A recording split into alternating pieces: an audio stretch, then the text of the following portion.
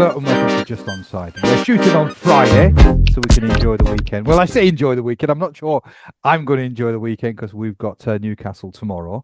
But I think there's a man here who's going to really enjoy the weekend. His team's got off to a flyer.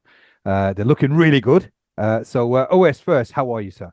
I'm very well, thank you, Ayub. You talk about enjoying the week. I've got a big move ahead of me, doing lots of runs to the new place, doing one tomorrow, then actually officially moving on Sunday.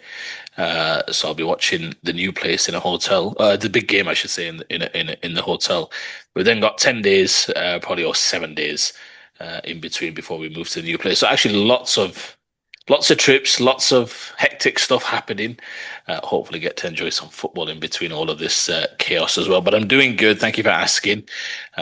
If you don't mind me saying it, you're looking a bit slender. You lost a Oh few yeah, yeah, pounds or yeah. what? I I am actually, yeah.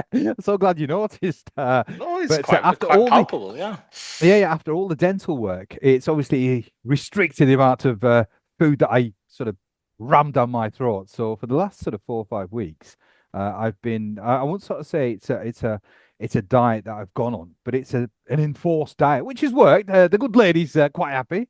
I'm sure she is. I hope it's not one of those situations where the next time you have one of those cheat meals is when Leeds win a game, because that could be another three I'll stone be, off the old waistline, you know. yeah, yeah. If that's the case, I'll waste away. There'll just be a t-shirt. There'll be nothing inside. But it's all good on my. I mean, obviously it's worked. I mean, I was getting a little bit porky, and they say that the screen puts on a few pounds. I think in my case, it was a few stones, It was indeed. and it was definitely widescreen. So Well, it's all good at this moment. I feel much healthier for it. But all good, all good. Right, you're let's looking good. crack You're on. looking good. You really are. Thank you so much. Very kind of you, sir. Right, let's crack on. There's only one talking point. Really, well, at least there's one talking point if you're really into football. Amorim. I mean, we've waxed lyrical. When he sort of came, we were quite sort of ebullient about this guy's the right man. And I did think he was. I mean, you thought he was as well, but by all accounts, it's falling apart. And really, it can't get any worse than a defeat against Grimsby, albeit penalty, but still a defeat is a defeat. So I want to start off with Amorim. I mean, we thought he was the right man for the job, but I think it seems to be very precarious for Amorim at this moment. Do you think? I mean, you were quite confident that he's quite safe. Is he safe? It's an interesting question, Ayub, one that's got a few layers to it. Look, Manchester United is always the biggest story in town. No matter how you slice it and dice it, they are one of the two biggest clubs in the country, renowned worldwide. So, irrespective of any uh, gap in success, or even if they go another 10 years, they'll always be a huge story. That's the size of the football club. You're right. We both remember that interview that he did. I think it was with Gary Neville at the very start when he joined. And we both, I think, were the thing that took us aback, or at least was refreshing, was how transparent he was. He spoke very well. It wasn't just platitudes. He didn't keep it vanilla. He spoke very well about the ideas that he had, which I'm always keen. I imagine if you're a Manchester United fan of you, then you want to hear that kind of stuff. You don't want to just hear platitudes from your manager talking about, yeah, next game up and all that jazz. So yeah, look, I think from that perspective, I would say he had a pretty blank canvas, didn't he? He had 100% approval rate in terms of starting. I remember there was some noise at the time of you, but I won't go into this too much. But if you remember, I think you were quite keen for maybe someone like Thomas Frank to get the gig. I remember, which could have been an interesting, an astute kind of pick from their side. Again, early days at Spurs for him.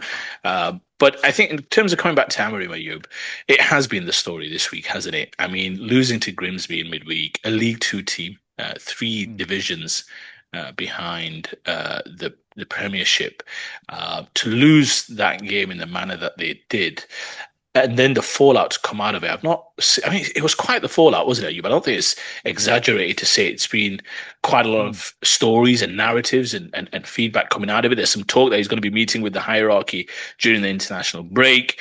There's a huge negativity swirling around the football club. The number one thing for me that's made me, I wouldn't say second guess myself, Ayub, is the fact that the coach seems to be second guessing himself.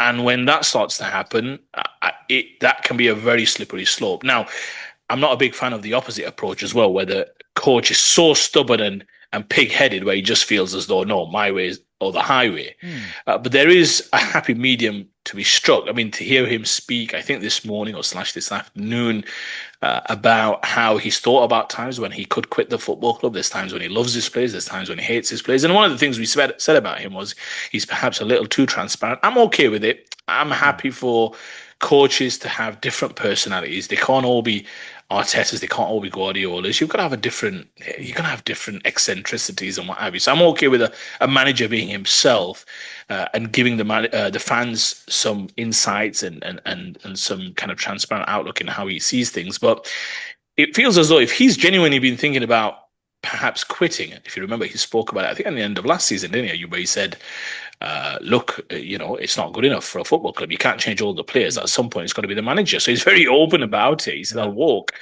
Um, I just wonder if he's starting to second guess, if he's been thinking about quitting. That it's one of those things, isn't it? Where if you're already thinking about retiring, you're already retired. It's like Yeah. the cricket Hmm. adage, isn't it? You where Hmm. or if you're a boxer, what have you, you can't be half-hearted in terms of these kind of pressurized situations. So it's been a tough start for Manchester United Football Club. A lot of enthusiasm and kind of optimism after the first game against Arsenal, where I thought they were well deserving of a draw at least. But they played really well, put Arsenal on the back foot, had a great deal of possession. I think there was a statistic that it was the first time against the Big Six or something or the other that they had more possession than the opposition, had more shots than the opposition, or something along those lines. But they played really well. Against Fulham, you saw, especially in the last second half, at least in the last half an hour, I should say, where Fulham came on really strong. The big thing for me there, I don't know if you watched the game, but United ran out of legs big time in that game. Fulham came on so strong. You felt as though they were going to score any second in the second half, although the United had a really good first half. So after all of that, to play as they did against Grimsby, you want Sesko to get some big minutes, you want a big win, you want to take care of business, and then head into this game at the weekend against Burnley with some enthusiasm and a bit of optimism, and with the fans feeling good about themselves. It puts a lot of pressure on this weekend game where you have to feel as though he Hmm. has to win. International break. There's a lot of chatter. I felt he had a 100% approval rate. I still think the fans are behind him. Ayub, I'm keen to hear your thoughts. But any time when the manager starts to become the story of what is a kind of downturn in fortunes, that normally ends in one way, doesn't it, Ayub? So Yeah. that would be the big concern. I still think he's got a good approval rate with the fans. There's still a few situations, there's substitutes with the defenders, a few key players leaving, Garnacho, maybe Mainu leaving on loan, perhaps Ayub. A lot of kind of rotation and transition and turnover of players and personnel and what have you. And what you need if you're going to make big decisions or results on the pitch to kind of keep let's say the naysayers away. That's not happening at the moment. He needs wins. And he needs consistent wins just to get some of these naysayers off his back. I think it's a tricky one, Ayub. I'm keen to hear your thoughts. I'm not sure where he stands. A defeat at the weekend could well be curtains. If because just that international break will have so much story around it, so much negativity. A lot of fans will think that's the season lost to some extent. Because they Hmm. still wouldn't have won a game. You'd have to fancy them to get a winner, you surely. But I guess you just don't know. What's your thoughts? I mean, I'm not sure. I still think he has the support, but perhaps some of the rhetoric coming out of his mouth right now suggests as though he's also feeling a bit uncertain about the size of the task ahead of him. I think he's certainly feeling the heat. I think last year, I won't sort of say it was a free hit, but he had a certain amount of grace because it was something where I think the expectations weren't as high. This season was completely different because, in a sense, he's had the full pre-season. He's been at the club long enough now to stamp his print on obviously what he wants Manchester United to be. I think the problem is, and I've always had, I mean, I think it's more of a recent issue that I've had with managers who have a set style of play. It's plan A. If plan A isn't working, you just try harder at plan A. I think the more I think about it now, the more I sort of disagree with that. I think managers have to have flexibility. They have to have different styles of approach. Uh, the first game was even though they lost, I think there was cause for optimism. But we live in a world now where it's it's there's an immediacy. We need results immediately. So I think that first game sort of gave him some cause for optimism. I think now with the Fulham result, with the Grimsby result. I think the knives are out. I mean, I can only speak to Man United fans that I know. I've Mm. not really gone onto the social media platforms. I mean, I was speaking to Shax, I mean, he is a bit erratic. Yeah, you never know with Shax, but he's very disappointed. I mean, he's certainly not in that camp where he's sort of saying, well, yeah, we'll give him time, we'll give him time. I think there weren't results. They've waited long enough. I think United fans, to a certain extent, are sick and tired of just continually waiting for a manager who then sort of disappoints. So uh, this season should have been right. We are a new Man United. We are Amorim's Man United. The attitude is right. The application is right, which was for the first game. I thought I was quite impressed, Yeah. but very, very disappointing in the last two games. I mean, they you were right, absolutely. Fulham, in the end, I think deserved to win the game. Uh, Grimsby again. I mean, we're talking about a League Two side. I mean, I'm not one to speak about it because we got beat by Sheffield Wednesday, which was an awful result. But we're Leeds United. This is Manchester United. They've got players sort of. One player is worth probably more than what we've sort of spent on the team to a certain extent. Uh, so I think there is cause for concern. I think Amorim, he needs to sort of really have a lot of introspection. He needs to identify, right, do I stick with the way that I uh, play, or do I really try and adapt and modify and take each game uh, individually rather than just say, right, this is the way that we approach. I just don't, as I said, I don't agree with that. Uh, and I have to say, I don't think he is the right man at this moment in time because I think the Grimsby result, the Fulham result, again, it's the same problems. It's the same problems that previous managers have had.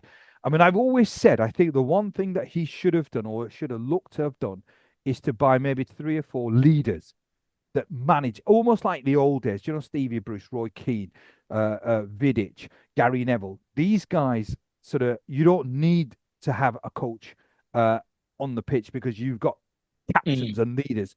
And I think this is what this club needs. It almost needs a reboot. It needs to go back to when they were successful. And why were they successful? A, yes, they had good players, but B, they had leaders who sort of managed the group. We just don't have them. I think they're individuals. I think they've got a captain who's too volatile. I think Fernandez is a good player on his day, but he's just too wild. I mean, he's not the sort of guy that you want because he's just too sort of he's too hysterical. So I just think that it's I worry for Man United. I worry for Amorim, and I think if it's not addressed, whether it's I mean I think it's far too early for a managerial change, but something needs to happen. Otherwise, it's going to be a rinse and repeat. Yeah, and I think there's a couple of things there. You touched on a few things. I mean, firstly, I think Bruno Fernandes, I think you used the word hysterical. It's the fact that he's emotionally very sensitive to some extent. And look, some of that is very good. I love a player who cares. I don't mind that sometimes spilling over into a little bit of over exuberance because it shows he cares. I don't have any qualms about the fact that he really wants to do well. I thought the penalty situation was a non-event. I mean, I always say that football players at the highest level are the kind of 1% of the 1% of the 1%. Uh, and if you can't deal with a little bump from a referee, I mean, Yeah. for me, it's just because of the level of respect I have for professional footballers. It's a compliment to Fernandez that he shouldn't. I mean, he's put up with a lot more adversity to get to the level he has than just to feel like a little bump. I get it, routine, superstition. You're in the zone. I get all of that, but you're a superstar footballer. I mean, that's the least amount of things that you have to worry about. Anyway, I do like him as a footballer, mind. Look, I'm with you on the coach. I think there are some things you worry about him. I mean, if you remember, when he got appointed, if you remember, I told you that story about how when Arsenal played Sporting Lisbon and he had that kind of calm demeanor about him when Sporting Lisbon actually won at the Emirates on penalties. And I told you, like, he'd look Mm, constantly at the ground. He would not look at watch the penalties. It was mm. so calm.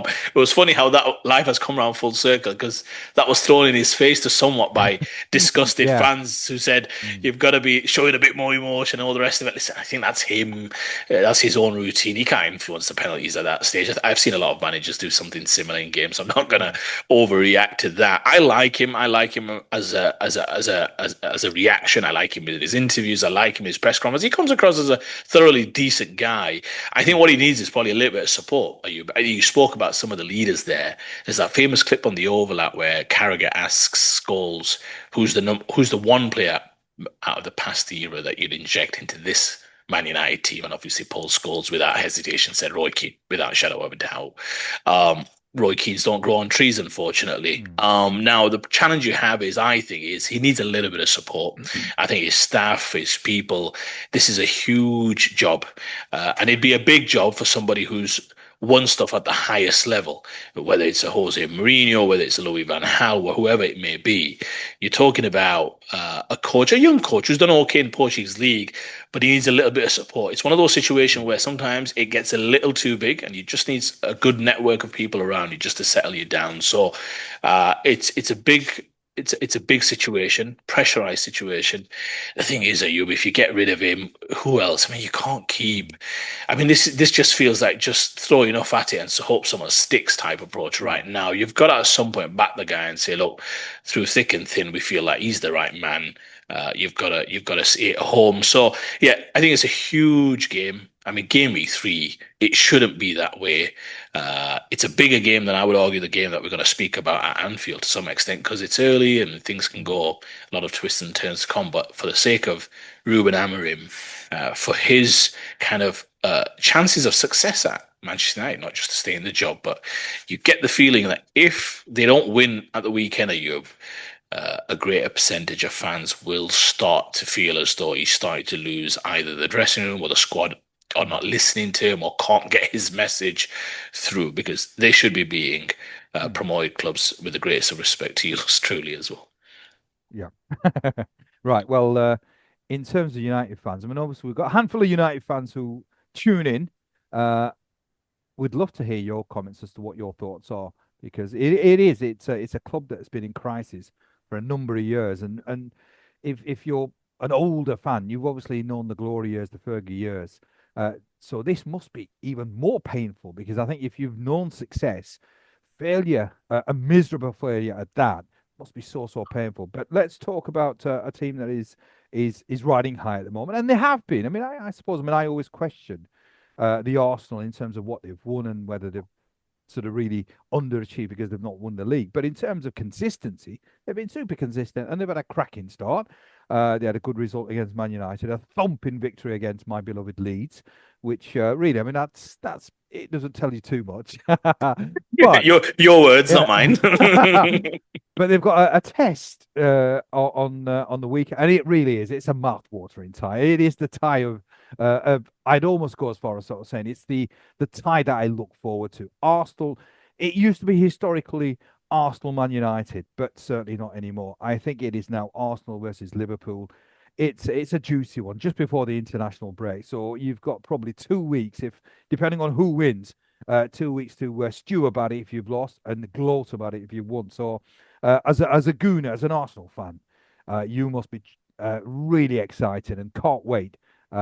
Albeit you've got obviously the move to contend with, but something to look forward to as well. Well, I've got my son with me who's a Liverpool fan, so we'll be watching the game together. So that should be interesting. But yeah, look, I mean, it's a huge game. It really is. I thought Mikel Arteta in his press conference today was very complimentary about Liverpool. Spoke, said the right things. Liverpool set the standard last year. I still think there was a misconception last year. Arsenal didn't challenge for the title. They finished second, but they didn't challenge. Liverpool were far superior to Arsenal. I thought that was something peddled by the media, that there was a title race because everything else was pretty much decided, wasn't it, Ayub, in terms of the general flow of things in the Premier League. So Arsenal did not challenge for the Premier League last year. This year, it's way too early to tell. Yes, both teams riding high, 2 wins of two. Liverpool have done it in much more dramatic fashion. You would argue with two late wins, let's say, because it was still, Mm, I think, 88th mm. minute against Bournemouth, it was still 2-2. Yeah, Obviously against yeah, Newcastle, we spoke about it Monday, didn't we? Because yeah, we yeah. shot on Monday. I mean, you called it. You said it'll be an absolute cracker. I've got to say, I think you were out by one score, one Yeah, goal, yeah, because I think you said 4-2 Liverpool. But yeah. credit to you, you called it. It was a fantastic game, an unusual game. You never see a game like that in terms of a team turning around a 2-0 deficit with one man down. Mm, And Newcastle were well merited their kind of equalize as well with just the way they went about it. You know what my thoughts are on Eddie Howe. I think he's a brilliant manager. But uh, Fantastic finish to the game. Great for the youngster. Great move. Great finish. Beautiful. Just absolutely Mm. beautiful. I can imagine Liverpool supporting households, absolute chaos, Mm. jumping around with another late win, and that's that team. And they've scored 7 goals this season now, Ayub, in 2 games. I'm I'm feeling good about my prediction that they will score 100 league goals. Look, they are. I mean, there's some talk about them landing Isak as well, so time will tell. Fantastic game, Ayub. I think Liverpool are still the class of the league, in my opinion. Yes, I don't read too much into early games because I think there's a lot of fitness to be considered. There's energy. I mean, they were missing McAllister. Obviously, I think he was missing due to the birth of his baby and what have you. So I think there's a early days just with the international break. Just get some results, get some fitness into the legs, and then you go again after the international break. It should be a great game. Two great Mm. managers. Slot, I thought, influenced a lot of results last year.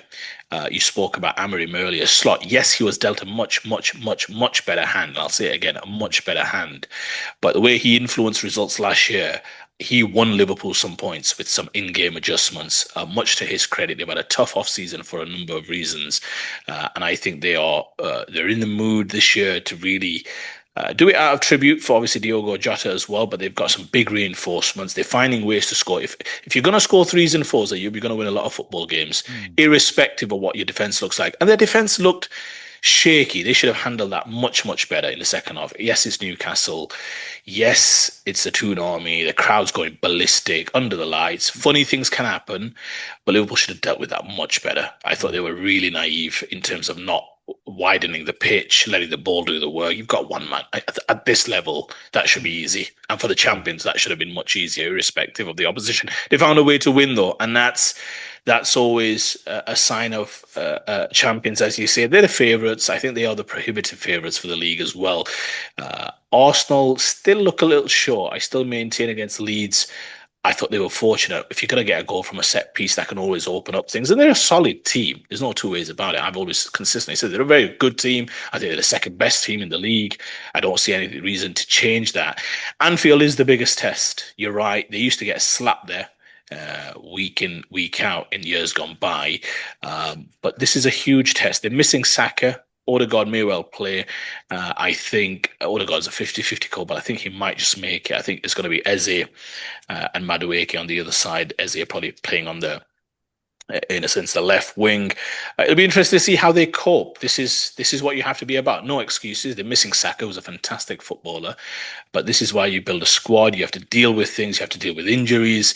No excuses. You go there. You try and stand up, and you try and be counted, and see how that goes. I wouldn't read too much into it either way. I think a Liverpool win. I wouldn't be too depending on obviously if they absolutely tonk Arsenal, then of course they're going to take a great deal of confidence from that, and vice versa. If Arsenal were to pick up a win, I wouldn't really. It's still so early. It's too early. So yeah, let's see how it goes. Fantastic game. Should be a wonderful game for the neutrals as well. Arsenal are a cautious team. I can imagine they're going to go there and be pretty solid, or try to be pretty solid. The crowd will be in a frenzy. You can imagine early on. Liverpool will try and pour it on. They've probably got the legs. They've probably got the energy. They've got the enthusiasm. They've got that forward-thinking mentality.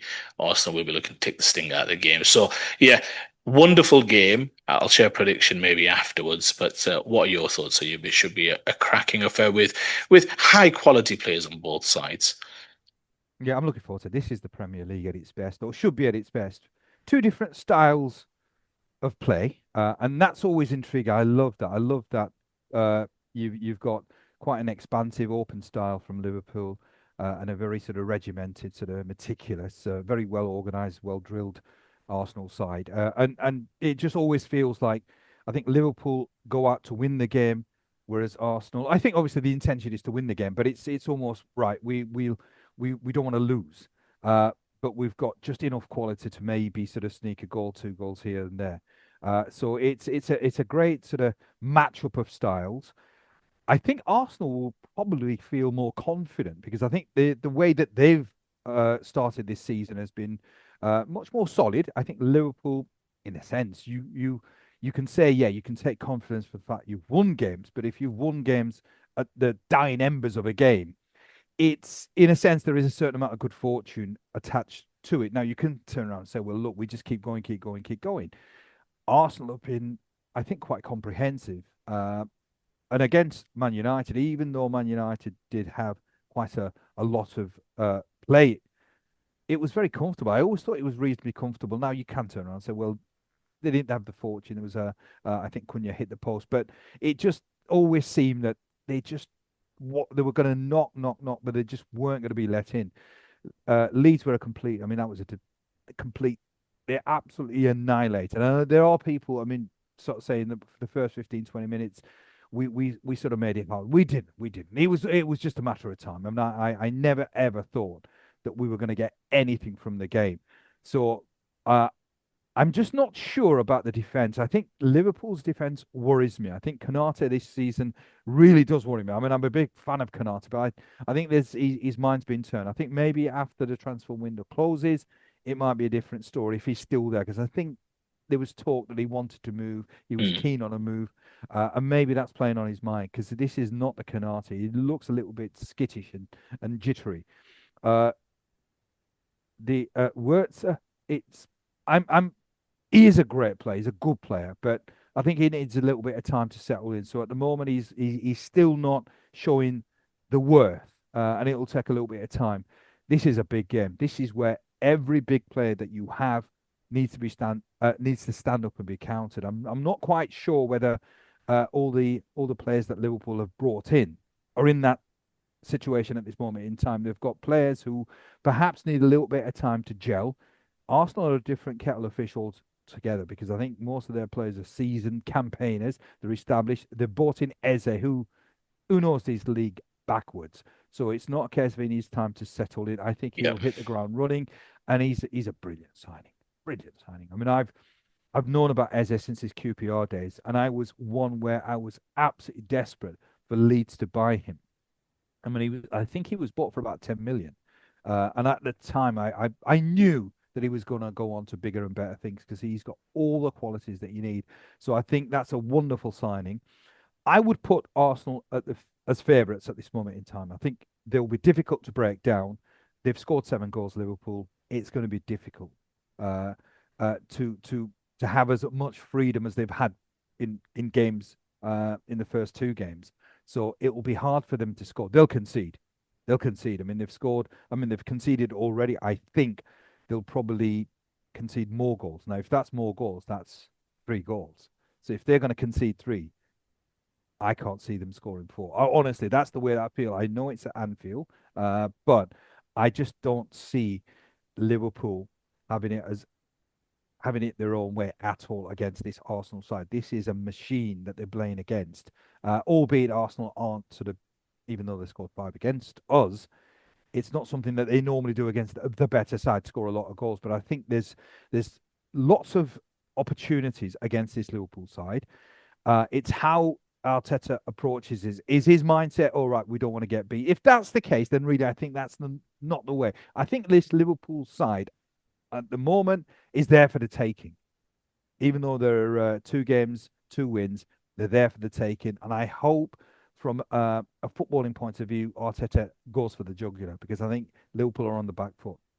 Yeah, it's a very interesting one. You spoke about, you started your answer speaking about the contrasting styles. Probably a good place to start. I mean, I know what you mean about, in a sense, going for the jugular. It's not in his MO, rightly or wrongly. He's going to think as though, give ourselves a platform, and then we can find situations perhaps to take advantage of, whether that's on set pieces or whatever it may be. Gyökeres against Van Dijk will be an interesting one in terms of, how he manages to play against the best centre back in the league. That'll be a great test for him.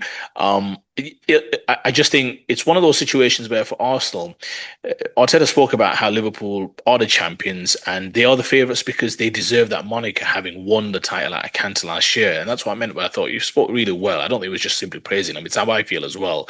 They deserve that kind of benefit of the doubt. Yes, they do look a little shaky. You spoke about Konate. He's had 2 very shaky games. There's no 2 ways about it.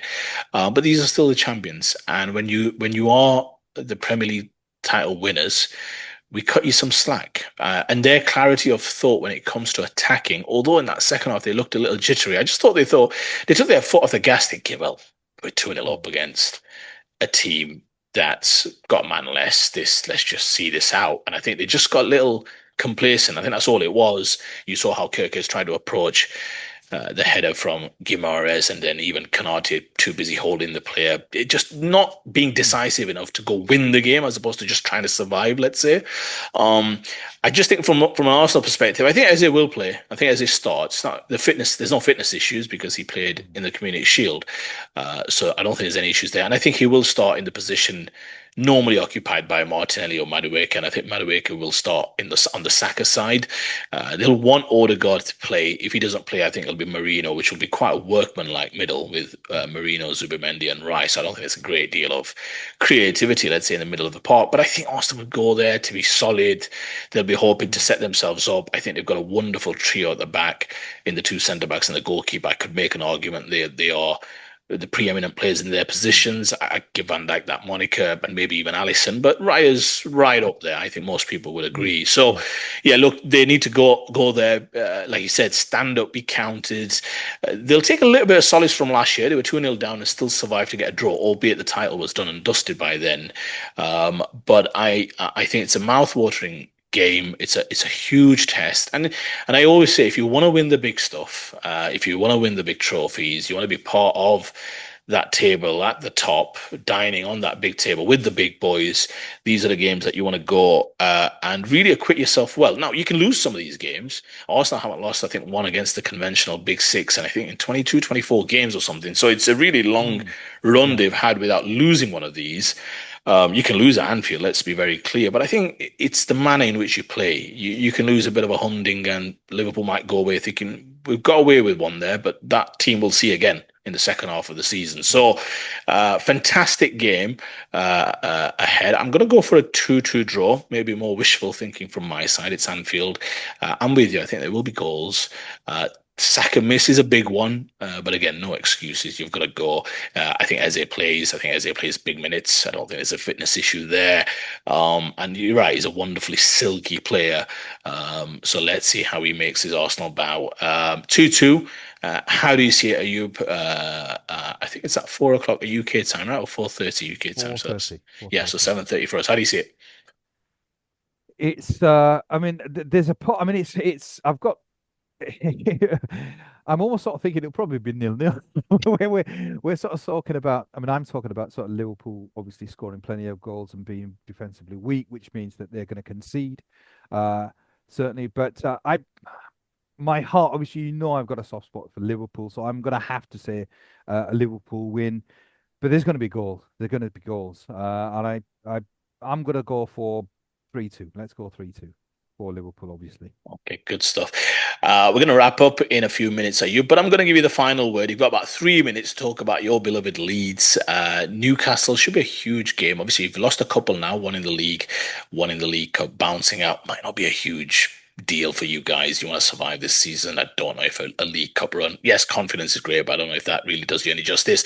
Quick few minutes, Ayub. How do you see the game? Do you see yourselves getting another win? What do you reckon?